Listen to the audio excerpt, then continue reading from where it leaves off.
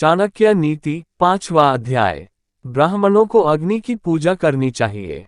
दूसरे लोगों को ब्राह्मण की पूजा करनी चाहिए। पत्नी को पति की पूजा करनी चाहिए तथा दोपहर का भोजन के लिए जो अतिथि आए उसकी सभी को पूजा करनी चाहिए। सोने की परख उसे घिसकर, काटकर, गरम करके और पीट कर की जाती है।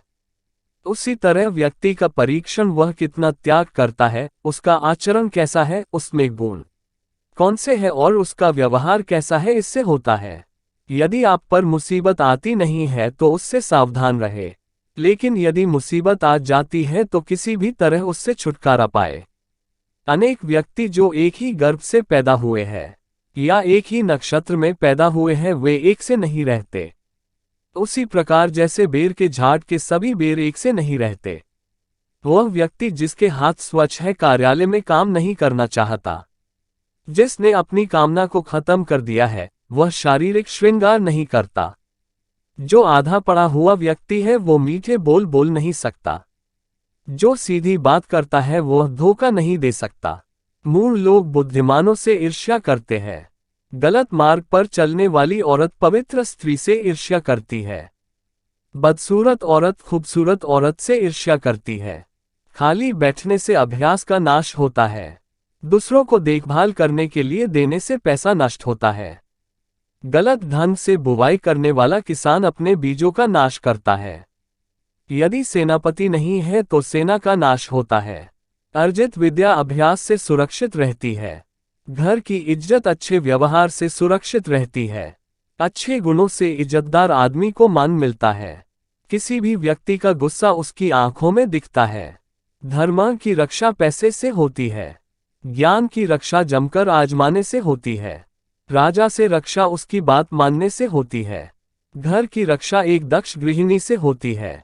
जो वैदिक ज्ञान की निंदा करते हैं, शास्त्र सम्मत जीवन शैली की मजाक उड़ाते हैं, शांतिपूर्ण स्वभाव के लोगों की मजाक उड़ाते हैं, बिना किसी आवश्यकता के दख को प्राप्त होते हैं।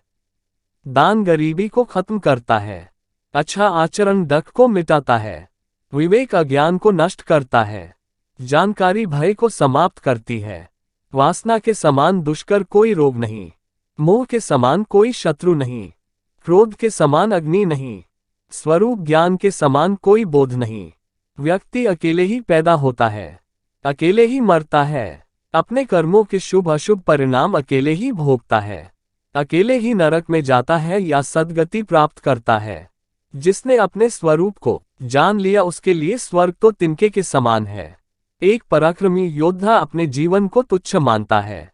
जिसने अपनी कामना को जीत लिया उसके लिए स्त्री भोग का विषय नहीं। उसके लिए संपूर्ण ब्रह्मांड तुच्छ है जिसके मन में कोई आसक्ति नहीं। जब आप सफर पर जाते हो तो विद्यार्जन ही आपका मित्र है। घर में पत्नी मित्र है। बीमार होने पर दवा मित्र है। अर्जित पुण्य मृत्यु के बाद एकमात्र मित्र है। समुद्र में होने वाली वर्षा व्यर्थ है। जिसका पेट भरा हुआ है उसके लिए अन्न व्यर्थ है। पैसे वाले आदमी के लिए भेंट वस्तु का कोई अर्थ नहीं। दिन के समय जलता दिया व्यर्थ है। वर्षा के जल के समान कोई जल नहीं। खुद की शक्ति के समान कोई शक्ति नहीं। नेत्र ज्योति के समान कोई प्रकाश नहीं। अन्न से बढ़कर कोई संपत्ति नहीं।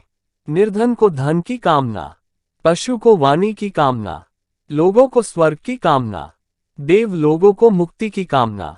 सत्य की शक्ति ही इस दुनिया को धारण करती है। सत्य की शक्ति से ही सूर्य प्रकाशमान है, हवाएं चलती है, सही में सब कुछ सत्य पर आश्रित है। लक्ष्मी जो संपत्ति की देवता है वह चंचला है।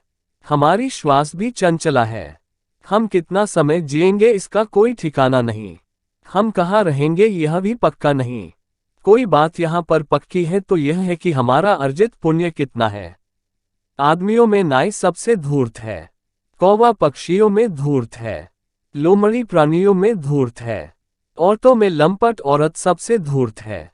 इन सब को अपनी माता समझे। 1 राजा की पत्नी 2, गुरु की पत्नी 3, मित्र की पत्नी 4, पत्नी की माँ 5, आपकी माँ।